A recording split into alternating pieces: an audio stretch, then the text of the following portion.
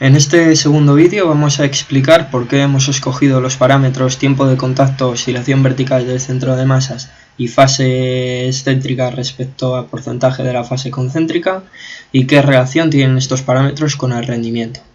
Pero para ello es necesario empezar de una manera más global. Para poder explicar dicho rendimiento en las carreras por montaña, habitualmente se utilizan algunos factores. Factores cardiopulmonares como el consumo máximo de oxígeno, factores musculares como la capacidad de los músculos y los tendones para almacenar energía elástica, parámetros metabólicos como la oxidación de grasas, por ejemplo, y un montón más de factores.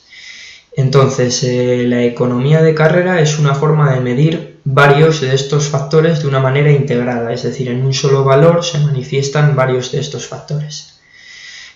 Además es especialmente interesante medirla en pruebas de larga o muy larga duración, donde tiene un papel fundamental en el rendimiento.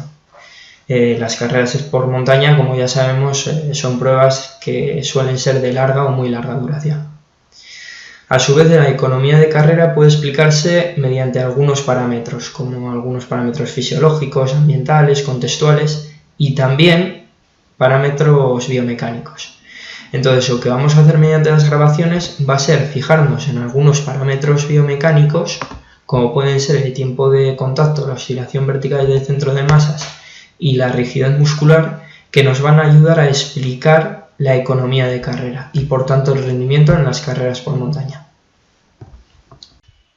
El primero de ellos es el tiempo de contacto. Tengo por aquí un ejemplo. El tiempo de contacto es el periodo que se extiende desde el momento en el que el pie de un corredor entra en contacto con el suelo hasta el último fotograma en el que se aprecia que todavía hay contacto con el suelo.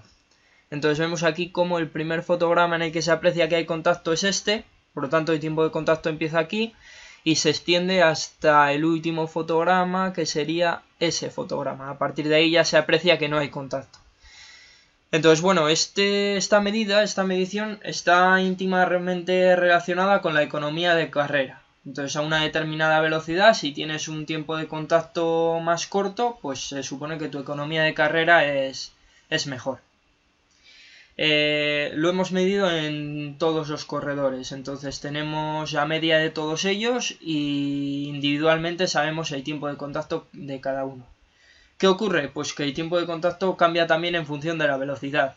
Y a pesar de que les hemos dicho a los chicos y las chicas que llevaran la velocidad que llevarían en una competición, pues es muy difícil valorar si de verdad la han llevado, han ido más rápido, más despacio. Pero bueno, es un parámetro que nos puede servir de referencia. El segundo parámetro es la oscilación vertical del centro de masas. Este concepto es un poquito más complejo. Siempre se ha dicho que el centro de masas está en el ombligo, ¿no?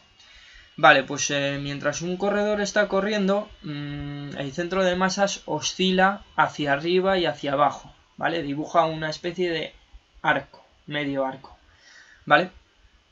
Entonces, bueno, para eso utilizamos los marcadores articulares. Las pegatinas rojas que pusimos en la cadera, pues es porque el programa puede identificar esa pegatina y la va siguiendo a lo largo del tiempo. Entonces tenemos cómo oscila el centro de masas de ese deportista a lo largo del tiempo. Podemos ver un ejemplo de esto que estamos hablando en el siguiente vídeo. Aquí vemos a un corredor. Entonces en ese punto se le indica al programa que siga la trayectoria de la pegatina roja y el programa va dibujando una línea. Entonces esto es lo que nos permite este programa.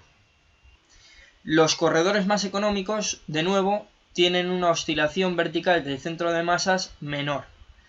Por lo tanto, bueno, pues el programa que hemos utilizado nos permite extraer los datos de la oscilación vertical del centro de masas y ver si el centro de masas de los deportistas oscila mucho o poco, y por lo tanto intuir si ese deportista es más o menos económico. Y el tercer aspecto en el que nos hemos fijado es en la rigidez muscular. Es decir, desde el momento en el que el deportista toma contacto con el suelo, el centro de masas describe una trayectoria muy peculiar. En la primera parte de ese contacto, el centro de masas baja, como venía haciendo, porque viene de una fase de vuelo y al tocar contacto el centro de masas al principio sigue bajando. Pero después, y fruto de que el deportista aplica fuerza contra el suelo, fuerza en el plano vertical, el centro de masas cambia y comienza a subir. ¿Vale? Entonces lo que medimos es cuánto tiempo pasa desde que el deportista entra en contacto con el suelo hasta que el centro de masas empieza a subir. Si pasa muy poco tiempo, ese deportista tiene muy buena rigidez muscular. Es decir, hay una fase excéntrica muy corta y rápidamente pasa a la fase concéntrica. Si pasa mucho más tiempo, quiere decir que ese deportista no tiene una buena rigidez muscular y necesita más tiempo para frenar el movimiento vertical hacia abajo y convertirlo en movimiento hacia arriba. Este parámetro está íntimamente relacionado tanto con el tiempo de contacto como con la oscilación vertical del centro de masa. Podemos ver un ejemplo en el siguiente vídeo. Si la rigidez muscular de este deportista fuera peor, necesitaría más tiempo hasta recuperar la caída de su centro de masas y más tiempo para volverlo a subir hasta arriba. Por lo tanto, el tiempo de contacto se alargaría. Además, la oscilación vertical de su centro de masas sería mayor, bajaría más y por lo tanto tendría que subir más. Este es un ejemplo de cómo los tres parámetros están íntimamente relacionados unos con otros. Pero es que la rigidez muscular de por sí también está relacionada con la economía de carrera. Es decir, corredores con una mayor rigidez muscular son más económicos.